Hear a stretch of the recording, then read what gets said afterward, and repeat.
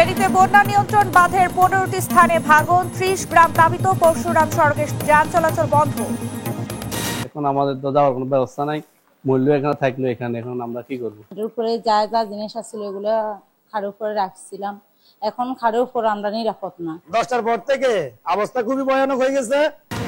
টানা বৃষ্টিতে বরিশাল, সাতক্ষীরা সহ বিভিন্ন জেলায় জলাবদ্ধতা, রাজধানীতে ভোগান্তি, বান্দরবানে পাহাড় ধসের সংখ্যা।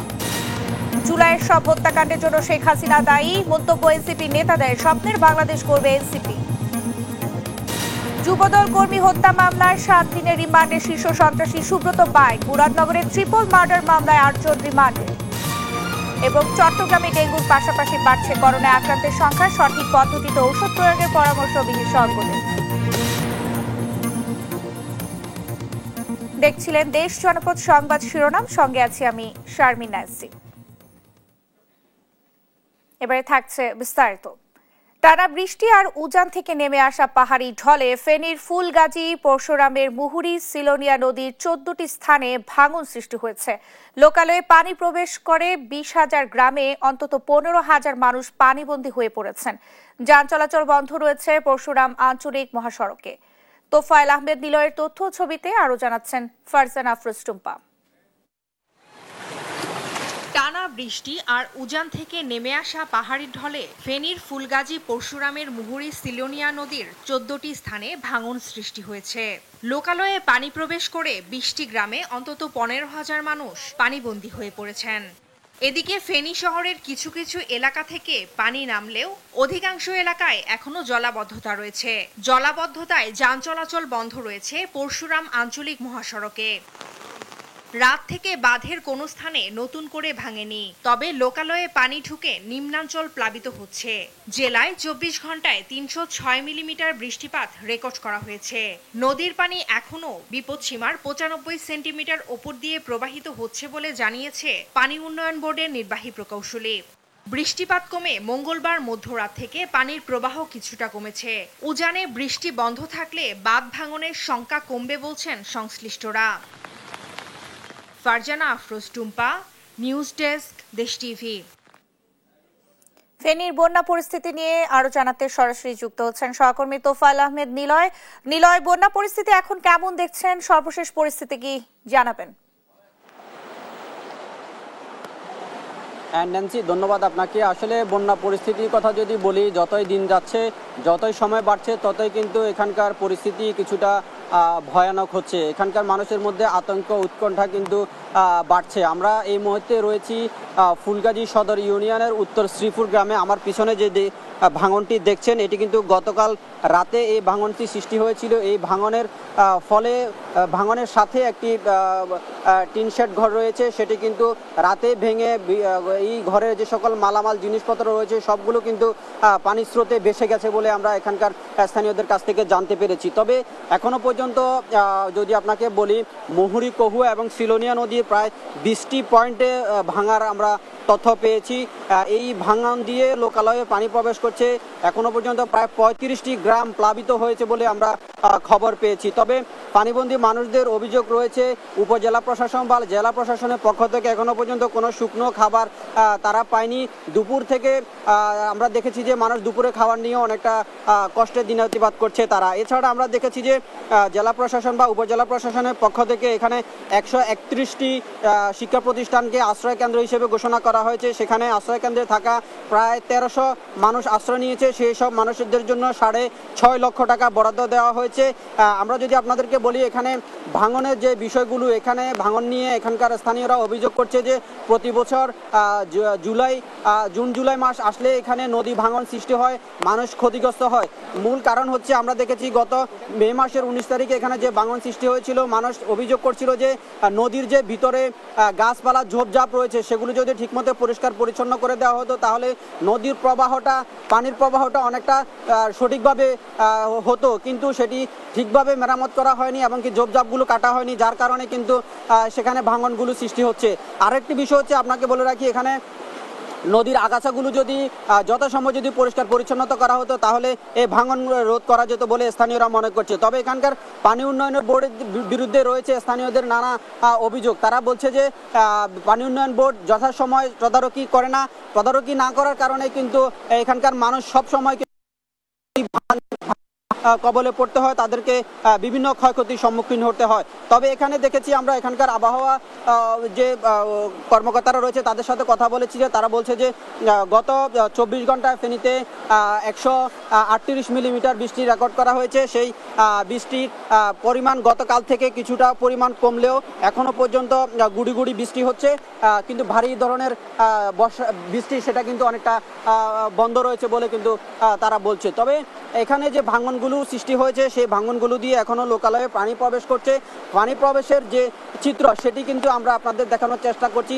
পানির কিন্তু খুব তীব্র গতি রয়েছে, সেই গতি কিন্তু পুরো লোকালয়ে যেভাবে প্রবেশ করছে, ইতিমধ্যে 35টি গ্রাম কিন্তু প্লাবিত হওয়ার আমাদের কাছে তথ্য এসেছে। তবে উপজেলা প্রশাসন থেকে কোনো ধরনের সঠিক তথ্য এখনো পর্যন্ত আমাদের তথ্য সংগ্রহ করতে হিমশিম খাচ্ছে বলে আমাদেরকে জানিয়েছে। তবে আপনাকে বলে রাখি, পরশুরাম বিভিন্ন এলাকা কিন্তু ইতিমধ্যে পানির নিচে তলিয়ে আছে। গ্রামীণ সড়ক, মাছের ঘের, মানুষের কৃষির ক্ষেতগুলো কিন্তু এখনো পর্যন্ত পানির নিচে নিমজ্জিত রয়েছে। তবে কি পরিমাণ ক্ষয়ক্ষতি হয়েছে সেই বিষয় সম্পর্কে এখনো পর্যন্ত আমরা কোনো তথ্য পাইনি। তবে আপনাকে আরেকটি বিষয় জানিয়ে রাখি যে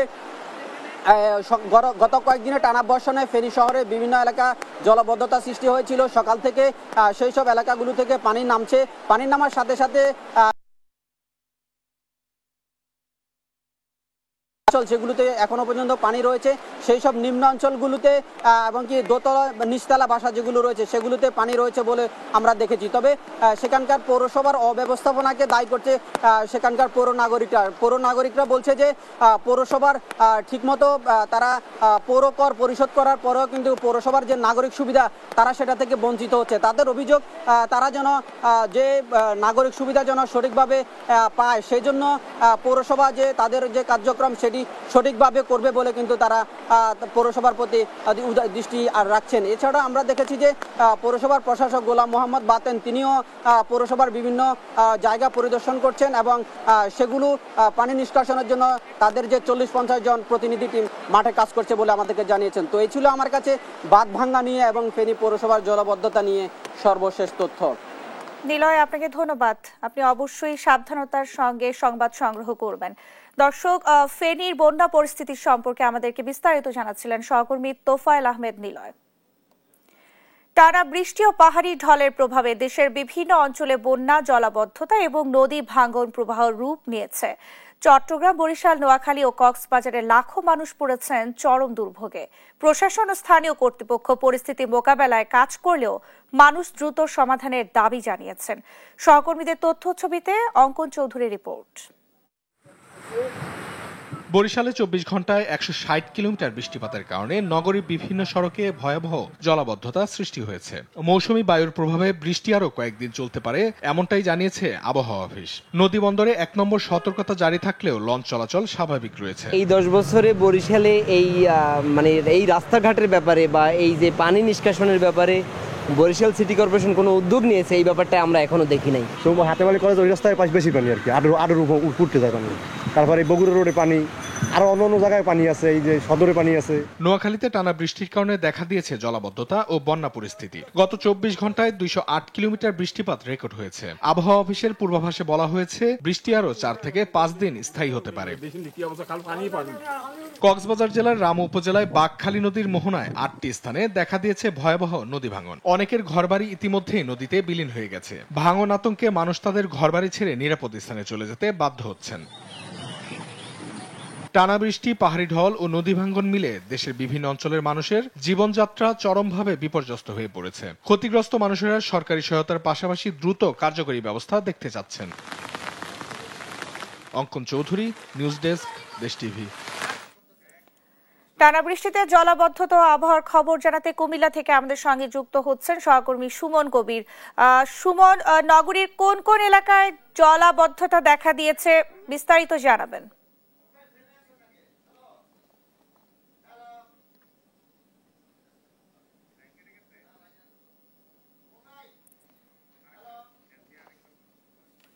সুমন, আপনি নিশ্চয়ই আমাকে শুনতে পাচ্ছেন। সুমন, নগরীর কোন কোন এলাকায় জলাবদ্ধতা দেখা দিয়েছে বিস্তারিত জানাবেন আমাদের।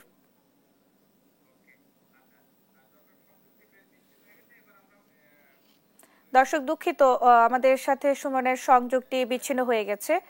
আমরা পরবর্তীতে আবারও তার সঙ্গে যুক্ত হবার চেষ্টা করব। টানা বৃষ্টিতে পাহাড় ধসের শঙ্কা নিয়ে জানাতে যুক্ত হচ্ছেন সহকর্মী আবুল বাশার নয়ন। নয়ন, পাহাড় ধস নিয়ে কি ধরনের সতর্কতা নেওয়া হয়েছে বিস্তারিত জানাবেন আমাদের। নেন্সি, ধন্যবাদ। আসলে আজ সকাল থেকে পার্বত্য জেলা বান্দরবানে ভারী বৃষ্টিপাত শুরু হয়েছে সকাল 9টা নাগাদ। আবহাওয়া অধিদপ্তরের তথ্য মতে আমরা যেটা জেনেছি 108 মিলিমিটার বৃষ্টিপাত হয়েছে বান্দরবানে, তবে সেটি বিকাল 3টা নাগাদ এসে 107 মিলিমিটারে নেমে আসে। অর্থাৎ কিছুটা বৃষ্টিপাত কমেছে এই মুহূর্তে পার্বত্য জেলা বান্দরবানে। গতকাল থেকে গত রাত থেকে যখন বৃষ্টিপাত শুরু হয় তখন থেকেই মূলত জেলা প্রশাসন, উপজেলা প্রশাসন, পৌরসভা থেকে নানা উদ্যোগ গ্রহণ করা হয়। কেননা আপনি জানেন পাহাড়ে বৃষ্টি বাড়লেই পাহাড় ঝুঁকির প্রবণতা বাড়ে, যার কারণে পাহাড়ের পাদদেশে যারা বসবাস করেন তাদেরকে নিরাপদ স্থানে সরিয়ে নেওয়ার জন্য জেলা প্রশাসন, পৌরসভা, উপজেলা প্রশাসন কাজ করে থাকে। আমরা জেলা প্রশাসনের সঙ্গে কথা বলেছি বান্দরবান, তারা বলেছেন 220টি আশ্রয় কেন্দ্র আসলে প্রস্তুত রয়েছে। যদি ভারী বৃষ্টিপাত হয়, পাহাড়ের পাদদেশ থেকে যদি সরিয়ে নিতে হয় মানুষকে, সেই এই মুহূর্তে তাদেরকে যে 20টি আশ্রয় কেন্দ্র খোলা রাখা হয়েছে স্কুলগুলোতে, তাদেরকে সেখানে সরিয়ে নেওয়া হবে। তবে আমরা সকাল নাগাদ দেখেছি আসলে বা পৌরসভার পক্ষ থেকে মাইকিং করা হচ্ছে, উপজেলা প্রশাসনের পক্ষ থেকে মাইকিং করা হচ্ছে। এখনো পর্যন্ত বান্দরবানের পাহাড়ি অঞ্চলে এখনো মেঘ আমরা দেখতে পাচ্ছি। কিছুক্ষণ পর পর থেমে থেমে বৃষ্টিপাত হচ্ছে। এই বৃষ্টিপাত হলেই বিশেষ করে বান্দরবানের রুমা, রুয়াংছড়ি, থানচি, লামা আলিকদম, নাইখুংছড়ির পাহাড়ের পাদদেশে যারা বসবাস করেন তাদের এই ঝুঁকি বাড়ে। আমরা অনেক সময় দেখেছি এই পাহাড় ধসের ফলে মানুষের জানমালের ব্যাপক ক্ষতি হয়। অনেক সময় মানুষ আশ্রয় কেন্দ্রে যেতে চায় না, যার কারণে যারা প্রশাসন রয়েছে তারা এখানকার যারা ঝুঁকিপূর্ণ বসবাস করেন তাদেরকে বলে থাকেন যখন ভারী বৃষ্টিপাত হয় সেক্ষেত্রে তাদের যে গবাদি পশু এবং যে মালামাল রয়েছে সেগুলো যাতে নিরাপদ স্থানে রেখে তারা মূলত যান রক্ষার জন্যই তারা যাতে আশ্রয় কেন্দ্রগুলোতে ছুটে যান, এটি আসলে প্রশাসনের পক্ষ থেকে বলা হয়। আমরা অনেক সময় দেখেছি কেউ কেউ আশ্রয় কেন্দ্রে গেলেও অনেকে আবার তাদের মালপত্র বা বসত বাড়ি রেখে আশ্রয় কেন্দ্রে যেতে চান না। এরপরও প্রশাসনের যেই উদ্যোগ, যে ব্যবস্থা, সেটি আসলে প্রশংসার দাবি রাখে। তবে একটি কথা না বললে নয়, আমরা প্রতি বছর বর্ষা মৌসুমে যেটা দেখি, পাহাড়ে ঝুঁকিপূর্ণ ভাবে যারা বসবাস করেন তাদেরকে আসলে শুধুমাত্র বর্ষা মৌসুম এলেই তাদেরকে সরিয়ে নেওয়ার উদ্যোগটা প্রশাসনের পক্ষ থেকে বেশি চোখে পড়ে। এর বাইরে আমরা আসলে তেমন লক্ষণীয় কোনো উদ্যোগ প্রশাসনের দেখতে পাই না। বিশেষ করে বর্ষা আসলেই মাইকিং করা হয়, তাদেরকে সরিয়ে যাওয়ার জন্য বলা হয়। স্থায়ীভাবে তাদেরকে যদি পুনর্বাসন করা হয়, তাদেরকে যদি সরিয়ে নেওয়া হয়, এক্ষেত্রে তারা প্রশাসনের যে উদ্যোগ সেগুলো সাদরে গ্রহণ করবেন, এমনটি জানিয়েছেন পাহাড়ের পাদদেশে যারা বসবাস করেন তারা। আসলে এই ছিল আমার কাছে বান্দরবান থেকে পাহাড় ধস নিয়ে সর্বশেষ। চলে যাচ্ছি স্টুডিওতে। নয়ন, আপনাকে ধন্যবাদ। দর্শক, বান্দরবান থেকে আমাদের সঙ্গে যুক্ত হয়েছিলেন সহকর্মী আবুল বাশার নয়ন। দর্শক, টানা বৃষ্টিতে কুমিল্লার অবস্থা জানতে আমরা এখন কুমিল্লার সহকর্মী সুমন কবিরের কাছে তার সাথে যুক্ত হব। সুমন, টানা বৃষ্টিতে জলাবদ্ধতা এবং আবহাওয়ার খবর আমাদেরকে জানাবেন। জি নেন্সি, আপনাকে আমি একটা বিষয় জানিয়ে রাখি। কুমিল্লা আমরা দেখেছি গত 24 ঘন্টায় কুমিল্লা প্রায় 129 মিনিট বৃষ্টিপাত হয়েছে এবং গত রাত থেকে আসলে কুমিল্লা ঘুমন্ত নদীতে পানি বৃদ্ধি পেতে শুরু করেছে। এই বিষয়ে আমি আপনাকে একটা জানিয়ে রাখি, কুমিল্লার ত্রিপুরাতে রেড অ্যালার্ট জারি করা হয়েছে এবং আরেকটি তথ্য দিয়ে রাখি, যেহেতু ফেনী মুহুরী নদীর ভাঙ্গনের পর আছে ফেনী বন্যা কবলিত অঞ্চলে দেখা দিয়েছে এবং সেই দিক থেকে যদি বলি, কুমিল্লার যে ঘুমন্ত নদী গতবার 24 বছর বন্যা, সেই বন্যা এখানে আমরা এবার দেখতে পাচ্ছি কুমিল্লা যে কিছু কিছু রিসোর্ট রয়েছে আসলে গোমতী বিলাস, গোমতী টাচ এবং গোমতী নদী পাড়ে অনেকগুলা ঘর বাড়ি রয়েছে। তারা আসলে এখানে নিজ দায়িত্বে জেলা প্রশাসন বলেছেন সকলের সহায়তার জন্য, এবং সেদিক থেকে বলে জেলা প্রশাসন সকল প্রস্তুতি সম্পূর্ণ ইতিমধ্যে করে নিয়েছেন এবং আমাদেরকে পানি উন্নয়ন বোর্ড এবং যার আবহাওয়াবিদ আমাদেরকে জানিয়েছেন যে আসলে একটা সমন্বয় কমিটি গঠন করেছে এবং কুমিল্লার যে 24 যে বন্যা, সে বন্যাকেও সারিয়ে দেওয়ার সম্ভাবনা রয়েছে। এখন গত 24 ঘন্টা আমরা দেখেছি যে গোমতী নদীর পানি প্রায় 3 মিটার পানি সীমার নিচে দিয়ে এখন যাচ্ছে। এখন আতঙ্কিত হওয়ার কিছু নেই। তবে সেদিক যদি বলি, কুমিল্লা গোমতী নদীর আশেপাশে যে চরাঞ্চলটি রয়েছে সেই চরাঞ্চলের সকলকেই বলছেন যে শহরে যাওয়ার জন্য, এবং যে আমরা দেখেছি কিছু কিছু কোয়ার্টার তারা রিসিভ করেছেন যেখানে আমরা তাদের অনেক টাকার আসলে প্রায় কোটি কোটি টাকার এখানে তার জিনিসপত্র রয়েছে। তারা এখন আতঙ্কিত। তারা বলছেন যে আসলে হঠাৎ করে এভাবে পানি বৃদ্ধি পাওয়ার কারণে আমরা আসলে এখন কিন্তু শহরে নেওয়ার মতো কোনো অবস্থায় নেই। তারা এরপর আরেকটা তথ্য জানিয়েছেন জেলা প্রশাসন এবং পুলিশ সমন্বয় এবং আনসার বিটিপি, তারপরে আপনার আবহাওয়া অফিসের কর্মকর্তা কর্মচারী সকলকে নিয়ে জেলা প্রশাসন ইতিমধ্যে বৈঠকে বসেছেন। তারা আমাদের তথ্য দিয়েছেন যে এখানকার যারা রয়েছেন সকলে এখানে এসে নদীর পাড়ে আসছেন এবং সমন্বয় করে কাজ করছেন, এবং যেখান দিয়ে ফাটল দেখা যাবে সাথে যাতে সংস্কার করা হয় পানি উন্নয়ন সাথে সমন্বয় করে কাজ করছে। তবে এই বিষয়ে যখন জানার চেষ্টা করছি আপনাকে একটা তথ্য দিয়ে কুমিল্লা গোমতী নদীর পানি এখনো 3 মিটার পানির নিচে সীমা দিয়ে বিপদ সীমার নিচে অতিক্রম করছে। তবে এত আতঙ্কগ্রস্ত হওয়ার কিছু নেই। সকলকে শান্তপূর্ণ ভাবেই আসলে একসাথে মিলেমিশে কাজ করার জন্য আহ্বান করছে। ছিল কুমিল্লা থেকে সর্বশেষ নেন্সি। সুমন, আপনাকে ধন্যবাদ। দর্শক, কুমিল্লা থেকে আমাদের সঙ্গে যুক্ত হয়েছিলেন সহকর্মী সুমন কবির। রাজধানীতে কয়েকদিন ধরেই থেমে থেমে হচ্ছে টানা বৃষ্টি। মাস জুড়ে এই ধারা অব্যাহত থাকার পূর্বাভাস দিয়েছে আবহাওয়া অধিদপ্তর। এদিকে বৃষ্টিতে রাজধানীতে ভোগান্তিতে পড়েছেন নগরবাসী। সড়কে জলাবদ্ধতা ও যানবাহন সংকটে এই দুর্ভোগে পড়েন সব শ্রেণী পেশার মানুষ। ফাহিম ইউসুফের রিপোর্ট। রাজধানীতে টানা বৃষ্টি জনজীবনে ফেলেছে বড় ধরনের প্রভাব। চলতি জুলাই মাস জুড়ে মাঝারি থেকে ভারী বর্ষণের পূর্বাভাস দিয়েছে আবহাওয়া অধিদপ্তর। ফলে দুর্ভোগ পোহাতে হচ্ছে নগরবাসীকে। বৃষ্টির কারণে রাজধানীর বিভিন্ন এলাকায় তৈরি হয়েছে জলাবদ্ধতা, রাস্তায় দেখা মেলে যানজটের। টানা বৃষ্টিতে দুর্ভোগে স্কুলগামী শিক্ষার্থী সহ শ্রমজীবী মানুষ। রাস্তায় বাসের সংকট ও অতিরিক্ত যাত্রী চাপের কারণে বিপাকে পড়েন নগরবাসী। উপযুক্ত যাত্রীর ছাউনি নেই, আমাদের হয় কোনো দোকানের সামনে দাঁড়াইতে হচ্ছে কিংবা রাস্তার ফুটপাতে দাঁড়াইতে হচ্ছে, বৃষ্টিতে ভিজে যাওয়া লাগতেছে। বৃষ্টিতে ভিজলে তো ভাই পানিবাহিত রোগ, জ্বর, ঠান্ডা, সর্দি কাশি আছি।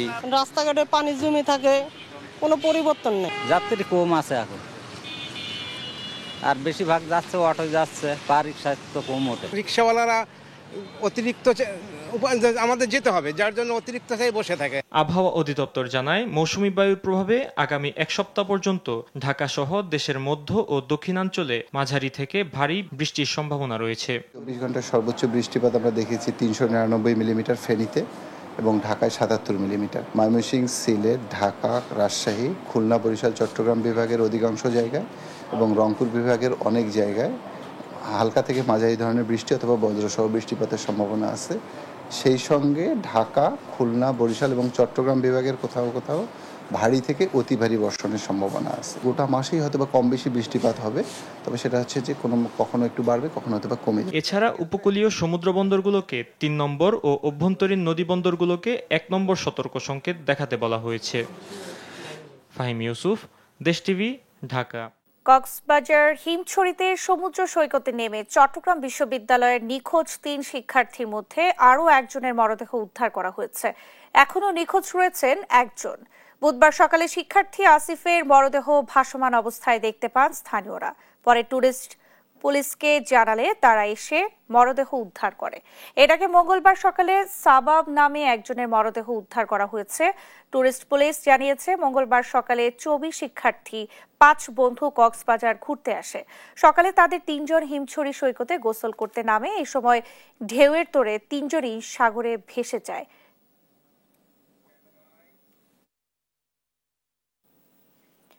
মারণাস্ত্র ব্যবহার ও নির্বিচারে গুলির নির্দেশ দেয়া নিয়ে শেখ হাসিনার ফোনালাপের আন্তর্জাতিক ভেরিফিকেশন মামলার স্বচ্ছতা বাড়াবে। বিবিসি এর এই ডকুমেন্ট ট্রাইব্যুনালে উপস্থাপন করা হবে বলে জানিয়েছেন প্রসিকিউটর গাজী MH তামিম।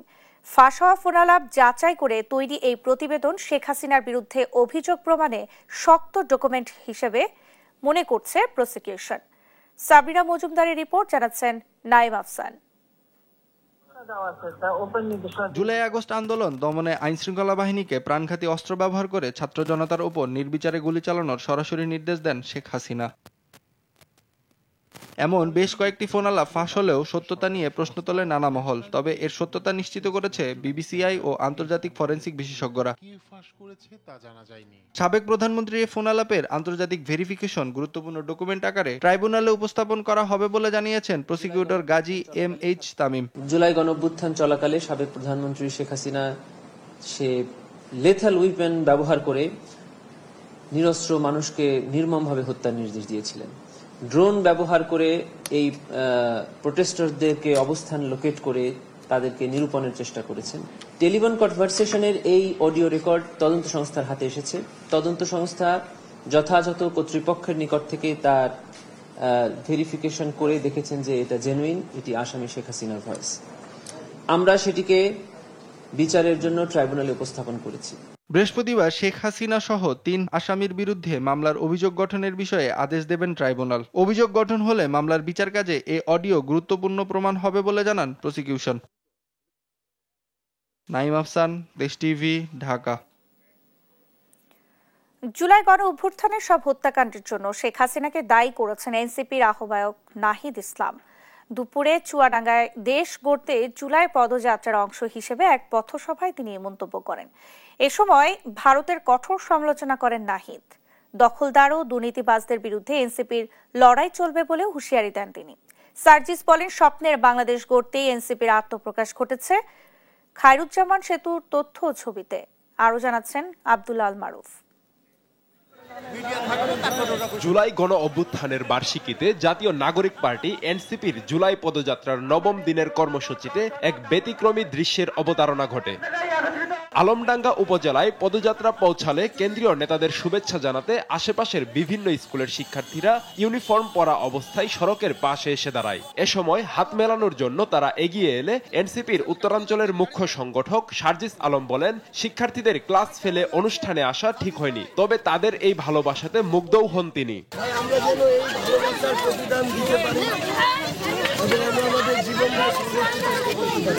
পরে পথসভায় সার্জিস বলেন, 1 বছরেও স্বপ্নের বাংলাদেশ হয়নি, তাই গণ অভ্যুত্থানের পর নতুন রাজনৈতিক দল গঠন করতে হয়েছে। আমাদের যে শহীদ ভাইরা যে আহত যোদ্ধারা লড়াই করেছে তাদের ওই আকাঙ্ক্ষা বাস্তবায়ন করার পূর্ব পর্যন্ত আমাদের এই লড়াই চালিয়ে যেতে হবে। এনসিপি আহ্বায়ক নাহিদ ইসলাম বলেন, জুলাইয়ের সব হত্যাকাণ্ডের জন্য শেখ হাসিনাই দায়ী। দখলদার ও দুর্নীতিবাজদের বিরুদ্ধে এনসিপির লড়াই চলবে বলেও হুঁশিয়ারি দেন তিনি। গণঅভ্যুত্থানের পরে আমরা একটা বৈষম্যহীন একটা সম্প্রীতির বাংলাদেশ চেয়েছিলাম, কিন্তু আমরা দেখছি নানা ধরনের রাজনৈতিক অন্তর্গতনে বহু মানুষ মারা যাচ্ছে। চাঁদাবাজ, দুর্নীতি, দখলদারিত্ব পুরো বাংলাদেশকে ছেয়ে গিয়েছে। নতুন করে কোনো ভয়ের সংস্কৃতি আমরা বাংলাদেশে দেখতে চাই না। আপনাদের এলাকার দুর্নীতি, চাঁদাবাজ, দখলদারিত্ব নিয়ে কথা বলুন। যেই প্রতিবাদের জোয়ার বাংলাদেশে তৈরি হয়েছে সেই জোয়ার বন্ধ করবেন না। এ সময় ভারতের সীমান্তরক্ষী বাহিনীর কঠোর সমালোচনা করেন নাহিদ। বলেন, বাংলাদেশের মানচিত্র রক্ষা করা ছাত্র ও যুবকদের দায়িত্ব। আব্দুল আল মারুফ, নিউজ ডেস্ক, দেশ টিভি। যুবদল কর্মী আরিফ শিকদার হত্যার ঘটনায় রাজধানীর হাতিরঝিল থানা মামলায় শীর্ষ সন্ত্রাসী সুব্রত বাইন ওরফে ফাতে আলীর 7 দিনের রিমান্ড মঞ্জুর করেছেন আদালত। বুধবার ঢাকার মেট্রোপলিটন ম্যাজিস্ট্রেট আব্দুল ওয়াহাবের আদালত শুনানি শেষে এই আদেশ দেন। এর আগে 25 জুন মামলার তদন্ত কর্মকর্তা তেজগাঁও মহানগর গোয়েন্দা পুলিশের পরিদর্শক মাঝারুল ইসলাম আসামি সুব্রত বাইনের 10 দিনের রিমান্ড চেয়ে আবেদন করেন। মামলার বিবরণী থেকে জানা যায়, গত 19 এপ্রিল রাতে হাতিরঝিল থানাধীন নয়াটোলা মোড়ল গলিতে যুবদল কর্মী আরিফ শিকদারকে গুলি করা হয়। চিকিৎসাধীন অবস্থায় 21 এপ্রিল তার মৃত্যু হয়। এই ঘটনায় আরিফের বোন রিমা আক্তার বাদী হয়ে হাতিরঝিল থানায় একটি হত্যা মামলা দায়ের করেন।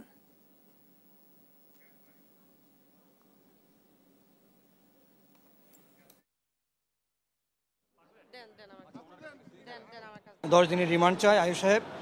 আর বিজ্ঞ আদালত রিমান্ডের আবেদন শুনেন, বক্তব্য শুনে ওনার বিরুদ্ধে 7 দিনের রিমান্ড দেয়। তদন্তকারী কর্মকর্তা উনি বলেছেন যে আরিফ শিকদার যুবদল কর্মী, ওনাকে হত্যা উদ্দেশ্যে প্রথমে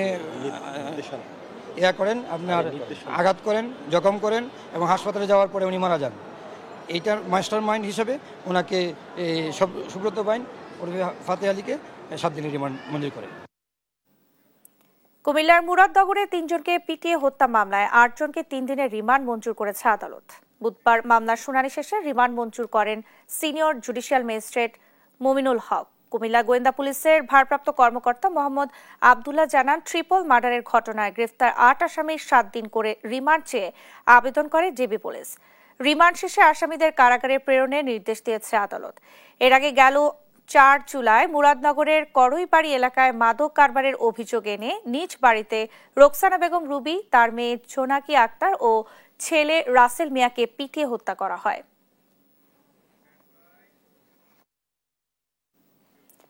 কক্সবাজারের উখিয়ার জালিয়াপালং ইউনিয়নের 9 নং ওয়ার্ডের ইউপি সদস্য কামাল হোসেন দুর্জয়ের মরদেহ ডোবা থেকে উদ্ধার করেছে পুলিশ। মঙ্গলবার রাতে নিখোঁজ হওয়ার পর বুধবার দুপুরে তার মরদেহ পাওয়া যায়। পরিবারের দাবি, মঙ্গলবার রাত 10টার দিকে বুকের ব্যথা অনুভব করলে দুর্জয় চিকিৎসকের কাছে যান। চিকিৎসা শেষে বাড়ি ফেরার পথে তিনি নিখোঁজ হন। সকালে স্থানীয়রা একটি ডোবায় তার মরদেহ পড়ে থাকতে দেখে পুলিশে খবর দেয়। পুলিশ মরদেহ উদ্ধার করে ময়না তদন্তের জন্য কক্সবাজার সদর হাসপাতাল মর্গে পাঠিয়েছে।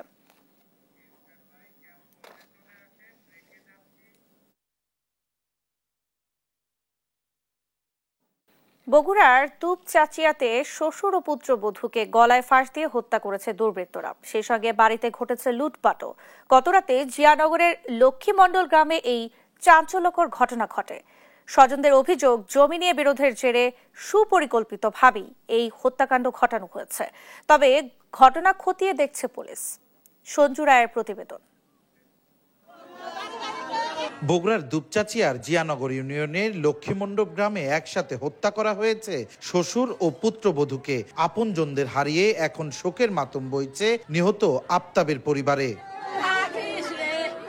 মঙ্গলবার দিবাগত রাতের কোনো এক সময় শ্বশুর আফতাব হোসেনকে দড়ি দিয়ে ও তার পুত্রবধূ রিভাকে ওড়না পেঁচিয়ে গলায় ফাঁস দিয়ে হত্যা করে দুর্বৃত্তরা। এ সময় ঘরের প্রতিটি লকার, লাগেজ ব্যাগ ও স্টিলের ট্রাঙ্ক ভেঙে মূল্যবান জিনিসপত্র লুট করে তারা। বুধবার সকালে রিভার 5 বছর বয়সী শিশুকন্যা মায়ের নিথর দেহ দেখতে পেয়ে স্বজনদের জানালে ছুটে আসেন শত শত গ্রামবাসী।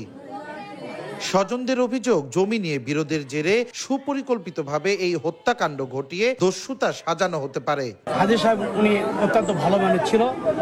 কারো শুধু আমাদের জানা মতে ইউনিয়ন পরিষদে আমি আছি 3.5 বছর হলো, এরই মধ্যে দেখা যায়নি কারোর সঙ্গে খারাপ ব্যবহার। প্রত্যেকটা ঘরে লকার ভাঙছে, ট্রাঙ্ক, বাক্স, ব্রিফকেস, মানে এগুলি অর্থাৎ ওনারা যেগুলি মূল্যবান সম্পদগুলি এগুলি ছিনিয়ে নিয়ে গেছে। অন্তপক্ষে 10 থেকে 15 লক্ষ টাকার সম্পদ উঠায় নিয়ে গেছে।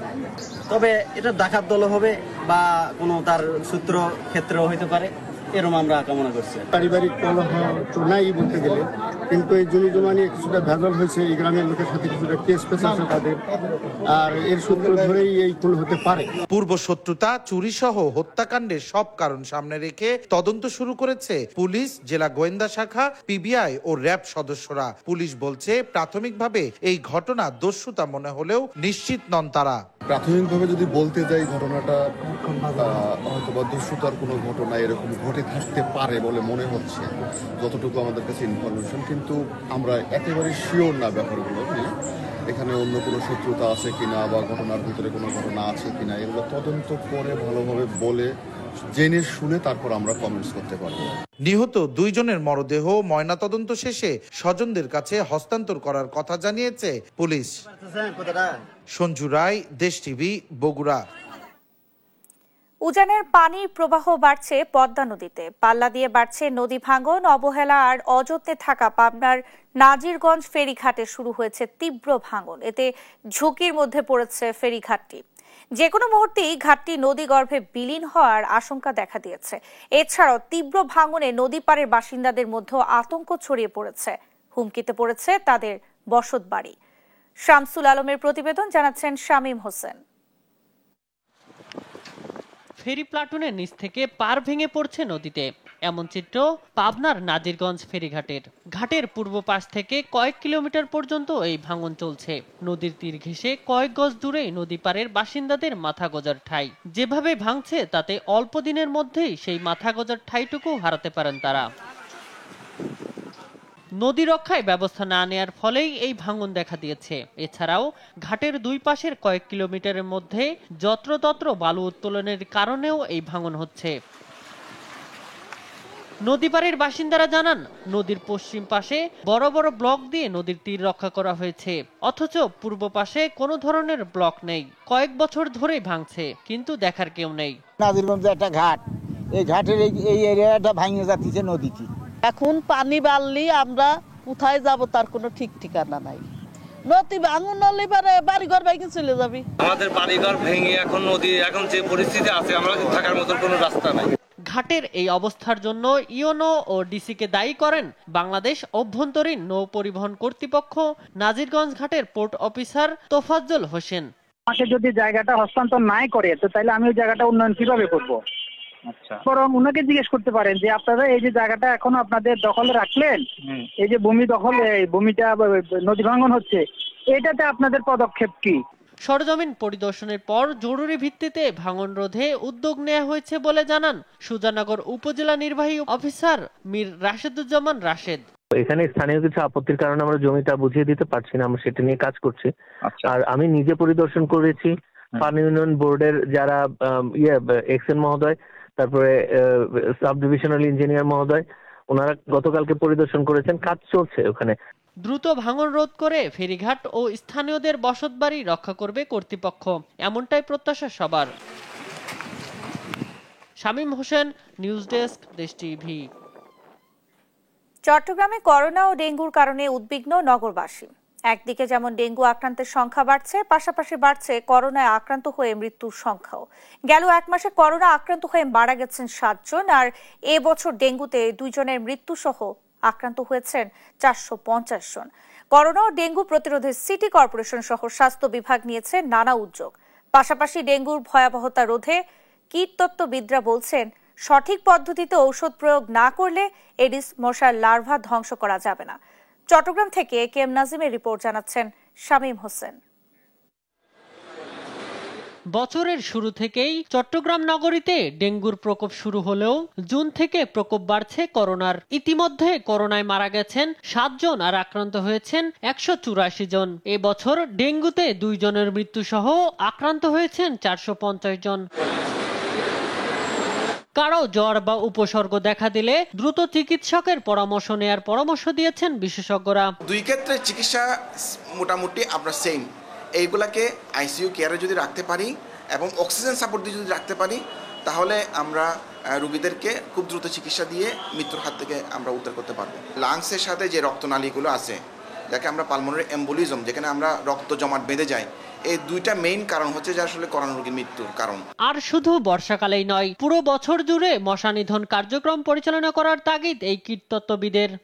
এই মসকিউটোকে কমপ্লিটলি কন্ট্রোল যদি করতে চাই, সেটা হচ্ছে যে ওদের লাইফ সাইকেলটা আমাদের জানা দরকার। ওদের লাইফ সাইকেল বেসিক্যালি 7 থেকে 10 দিন। আমরা যে শুধু রেনি সিজনটাকে এমফাসাইজ করি বা মানে বলি যে রেনি সিজনে কন্ট্রোলিং যে ব্যাপারটা আমাদের মধ্যে ঘটে, এটার থেকে আমার মনে হয় যে ইয়ার রাউন্ড আমাদের এটার বিষয়ে সচেতন থাকা উচিত। ডেঙ্গু ও করোনার এমন প্রকোপে উদ্বিগ্ন নগরবাসীকে আশ্বস্ত করতে সিটি মেয়র জানান, করোনা প্রতিরোধে আলাদা ডেডিকেটেড হাসপাতাল সহ বিনামূল্যে পরীক্ষার কিট ও টিকার ব্যবস্থা করা হয়েছে। ডেঙ্গুর যে অ্যান্টিজেন টেস্ট, সেই অ্যান্টিজেন টেস্ট আমরা কিন্তু ফ্রি করে দিচ্ছি। আর এখানে করোনার জন্য আপনারা দেখেছেন যে আমি 20 বেডের একটা আইসোলেশন সেন্টার আমরা শুরু করেছি। 15 বেড সাজা আর 5 বেড আমরা বিস্তার করব। সেখানে আপনারা দেখেছেন যে আমরা অক্সিজেন কনসেন্ট্রেটর থেকে শুরু করে কন্টিনিউয়াস অক্সিজেন থেকে শুরু করে, এবং সেখানে আমাদের যে স্টাফ নার্সেস, আমরা ডক্টর সেখানে আমরা নিয়োগ দিয়েছি।